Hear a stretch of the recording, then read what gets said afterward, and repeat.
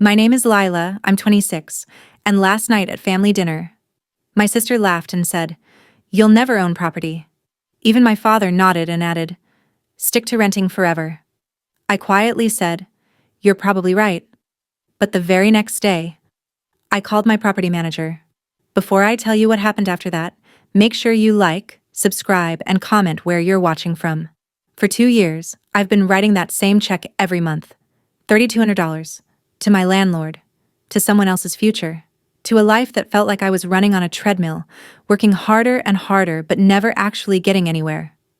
Every month, I'd sit at my kitchen table, staring at that number, feeling like I was flushing my dreams down the drain.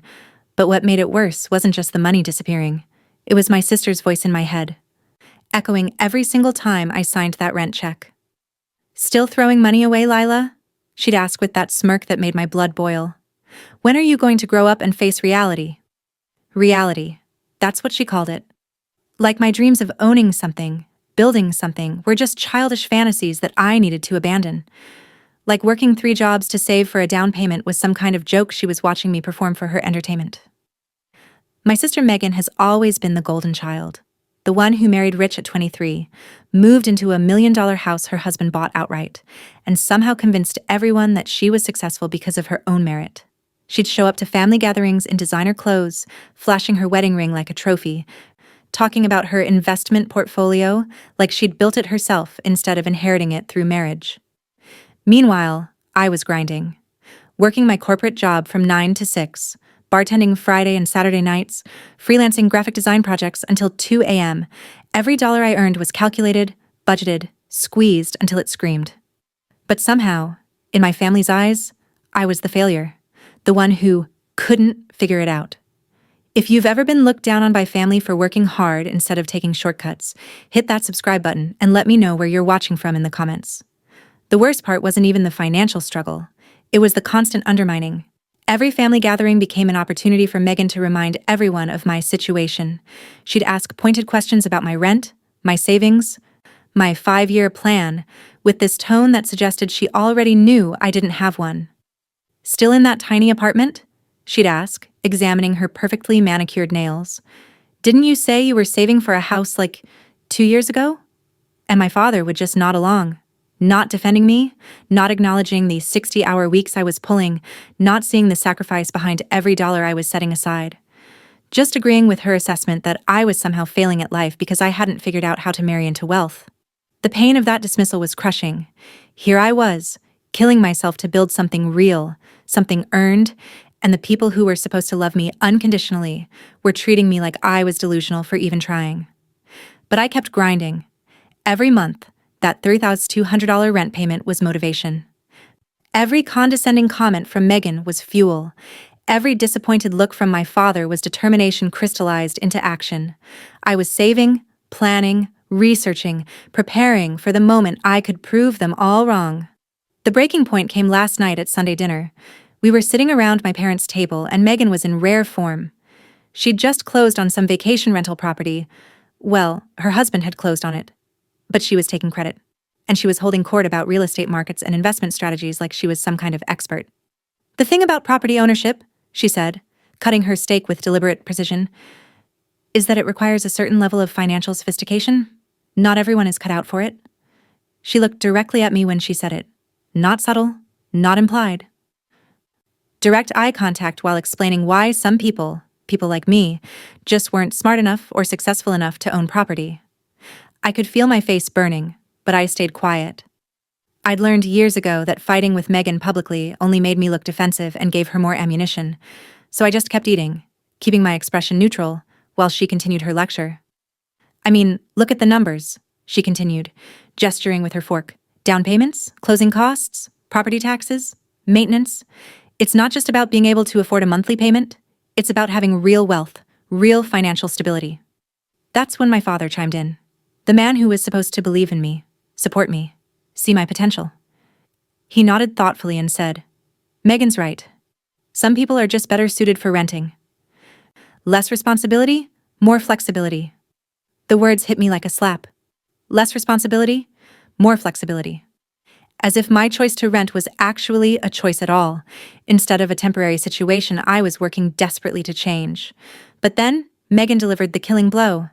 "Face it, Lila," she said, with a laugh that sounded like breaking glass. "You'll never own property. You've been saying you're going to buy a house for years, and you're still writing rent checks. Maybe it's time to accept that some dreams just aren't realistic." The silence that followed was deafening. My mother looked uncomfortable, but didn't defend me. My father nodded again, like Megan had just stated an obvious truth that everyone except me had already accepted.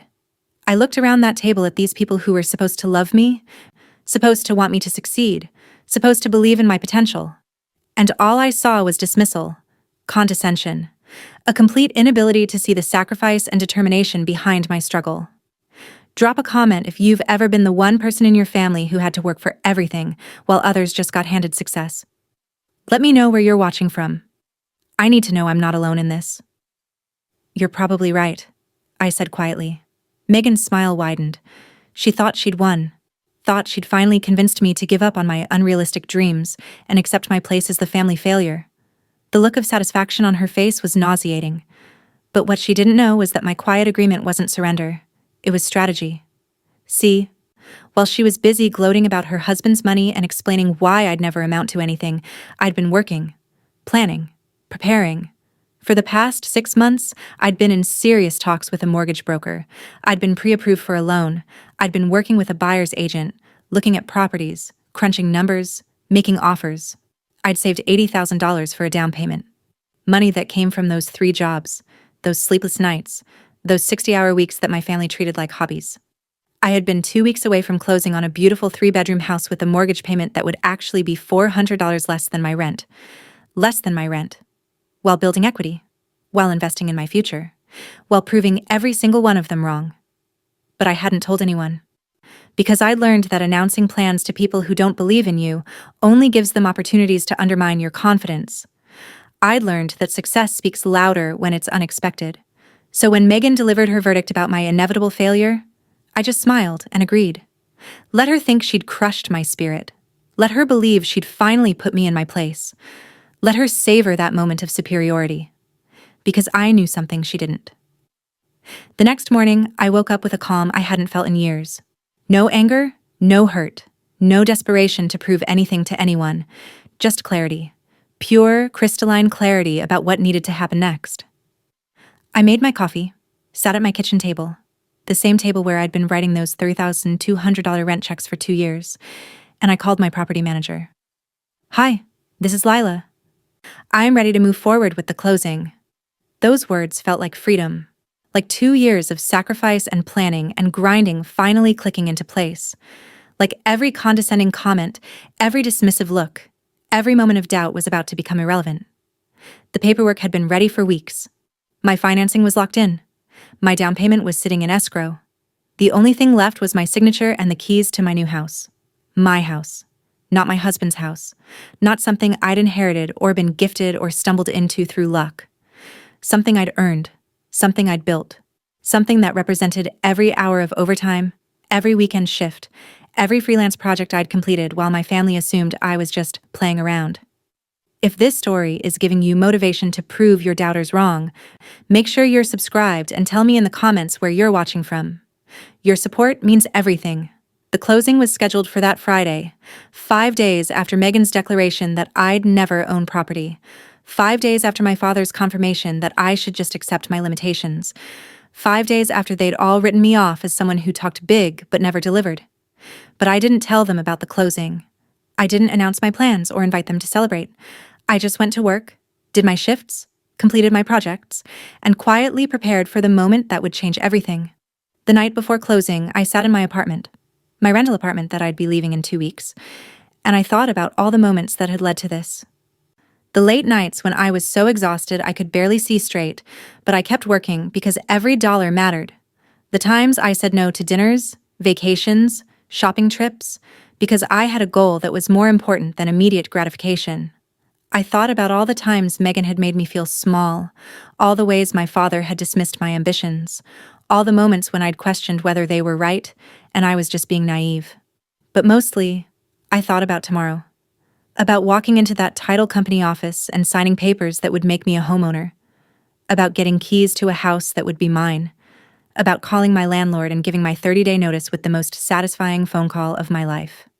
Friday morning came, and I dressed carefully. Not fancy, I didn't want to arouse suspicion, but professional. Confident, like someone who was about to make the biggest financial decision of her life. The closing took 3 hours. 3 hours of signatures, documents, inspections, and transfers. 3 hours of making it official. And then, finally, the moment I'd been working toward for 2 years. A set of keys placed in my palm. My keys. To my house. That I bought. With money I earned. Through work I did. Despite everyone who said it couldn't happen. I drove straight from the title company to my new house. My house. I unlocked the front door with my key and stepped inside. The space was empty but full of possibility. 3 bedrooms, 2 bathrooms, a kitchen with granite countertops, a backyard where I could plant a garden. All mine. I stood in the living room and felt something I hadn't felt in years. Pure, uncomplicated pride. Not the defensive pride of proving people wrong, but the deep satisfaction of knowing I'd set a goal and achieved it through my own effort. Then I called my landlord. "Hi, this is Lila from apartment 4B. I'm calling to give my 30-day notice." "Oh, moving to another rental?" he asked. "No," I said, unable to keep the smile out of my voice. "I bought a house." The surprise in his voice was audible. Even my landlord, who'd watched me pay rent faithfully for 2 years, hadn't expected me to make this leap. But the best call was still to come. Make sure to subscribe and drop your location in the comments. I want to see how far this story of proving people wrong is reaching. Sunday dinner that week was going to be interesting, but I decided not to announce my news immediately. I wanted to savor the moment, let them continue thinking they'd successfully crushed my dreams, while I quietly planned my reveal. I showed up to dinner as usual, listened to Megan's continued lectures about financial responsibility and realistic expectations. She even made a few pointed comments about how I seemed more settled since our last conversation, like she thought her intervention had helped me accept my limitations. "Sometimes people need to hear hard truths," she said to my mother, loud enough for me to overhear. Lila's actually seemed less stressed since she stopped chasing that house fantasy. My father nodded approvingly, like they'd done me some kind of favor by destroying my confidence. But then, as we were clearing dessert plates, I decided it was time. "Actually," I said casually, "I have some news to share." The table went quiet. Megan looked up with that slightly patronizing expression she always wore when I tried to contribute to family conversations. "I bought a house this week." The silence that followed was different from the silence after last week's dinner. This wasn't the silence of agreement or dismissal. This was the silence of shock, of people trying to process information that didn't fit their assumptions. Megan's fork clattered against her plate. "What?" "I closed on Friday. 3 bedroom, 2 bath, great neighborhood. My mortgage payment is actually less than what I was paying in rent." I pulled out my phone and showed them the photos I'd taken. The front of the house with its charming porch, the spacious living room, the kitchen with those granite countertops that had sold me on the place. My father stared at the phone like it was showing him something impossible. When did you? "I've been working on this for months," I said calmly. "Pre-approval, house hunting, saving for the down payment. I just didn't mention it because I wanted to be sure everything would go through." But that wasn't the whole truth. I didn't mention it because I was tired of having my dreams dismissed before I could even pursue them. I didn't mention it because I wanted the satisfaction of proving them wrong with actions instead of words. Megan's face was cycling through confusion, disbelief, and something that looked almost like anger.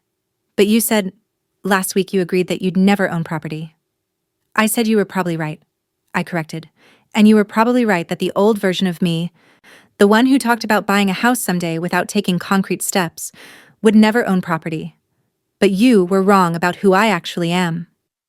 The look on her face was everything I'd imagined it would be. The smugness was completely gone, replaced by the realization that she'd fundamentally misjudged me. That while she was busy explaining my limitations, I was busy exceeding them. If you're loving this revenge story, hit that subscribe button and tell me where you're watching from. Your support keeps these stories coming. My father was quiet for a long moment, then asked, "Why didn't you tell us you were serious about this?" The question hit me harder than I expected, because the answer was painful for all of us. Because every time I mentioned wanting to buy a house, it was treated like a joke. Every time I talked about my goals, they were dismissed as unrealistic. I learned that it was easier to work quietly than to constantly defend my dreams to people who didn't believe in them. The hurt in his eyes was immediate, but so was the recognition. He knew I was right. He knew that he'd contributed to making me feel like my ambitions were silly fantasies instead of achievable goals. My mother, who'd been quiet through most of these exchanges over the years, finally spoke up. "We're proud of you, honey. This is incredible." And I could tell she meant it, but it was also too late for that validation to mean what it would have meant 2 years ago. I learned to be proud of myself, to validate my own efforts, to believe in my own potential even when the people closest to me couldn't see it. Megan was still struggling to process the reversal. "But how did you save enough for a down payment? With rent and everything?" "The same way anyone saves money," I said. "I worked more, spent less, and prioritized my goals over immediate gratification. The same way I've been doing for 2 years while you all assumed I was just complaining about rent instead of actively working toward a solution." The rest of dinner was awkward, but not in the way I'd expected. Instead of feeling victorious, I mostly felt sad. Sad that it had taken this dramatic reveal for my family to see me as competent. Sad that I'd spent 2 years feeling like I had to prove myself to people who should have believed in me from the beginning. But underneath the sadness was something stronger. The unshakable knowledge that I'd done this. That I'd taken control of my life, set a goal that seemed impossible, and achieved it through my own determination and effort. 2 weeks later, I moved into my house where I could paint the walls any color I wanted, where I could plant gardens, where every payment was building equity instead of someone else's wealth. The first night I slept in my new bedroom, I thought about that Sunday dinner where Megan had declared I'd never own property. How certain she'd been. How convinced they all were that I was destined to be a perpetual renter. Always one step behind, always struggling. But here I was, lying in my own bedroom, in my own house, that I'd bought with my own money. The rent checks were over. The landlord calls were finished. The feeling of throwing money away every month was replaced by the satisfaction of investing in my future. I also thought about Megan, probably lying in her husband's house, realizing that everything she thought she knew about me was wrong. That while she was busy looking down on me, I was quietly building exactly the kind of success she'd insisted was beyond my reach. Make sure you're subscribed, and let me know in the comments where you're watching from. I love seeing how far these stories travel. The best part wasn't even the house itself, though I love every inch of it. The best part was the confidence that came with proving to myself that I could do hard things, that I could set ambitious goals and achieve them, even when the people around me thought those goals were unrealistic. I learned that sometimes the most powerful revenge isn't dramatic confrontation or elaborate schemes. Sometimes it's just the quiet satisfaction of becoming exactly who you said you'd become, despite everyone who insisted it couldn't happen. 6 months later, I invited the family over for dinner at my house, not to gloat, but to share this space I'd created, this life I'd built. Megan was polite but subdued. My father kept commenting on details, the hardwood floors, the updated fixtures, the way I decorated each room, like he was seeing me clearly for the first time. But the moment I treasured most was when my mother pulled me aside in the kitchen and said, "I'm sorry we didn't believe in you the way we should have. You've always been stronger than we gave you credit for." That apology meant everything and nothing. Everything because it acknowledged years of feeling unseen and underestimated. Nothing because I'd already learned to see and value myself. As I've lived in this house, planted my garden, hosted dinners, built equity with every payment, I've realized that the real victory wasn't buying property despite my sister's predictions. The real victory was learning that other people's limitations don't have to become my limitations, that their lack of vision doesn't have to dim my dreams. Now, when I write my mortgage check each month, it feels completely different from writing rent checks. This isn't money disappearing into someone else's future. This is money building my own foundation, literally and figuratively. And every time I unlock my front door with my key, I remember that Sunday dinner where Megan laughed and said I'd never own property, where my father nodded in agreement, where they all decided my dreams were too big for someone like me. I remember my quiet response, "You're probably right." And then I step inside my beautiful house, close the door behind me, and smile. Because they weren't right. They were never right. They just couldn't see what I was capable of until I showed them with actions instead of words. The invisible sister isn't invisible anymore. She's a homeowner. If this story inspired you to chase your own impossible dreams, hit that subscribe button and tell me where you're watching from. Your dreams are worth fighting for, no matter who thinks they're unrealistic.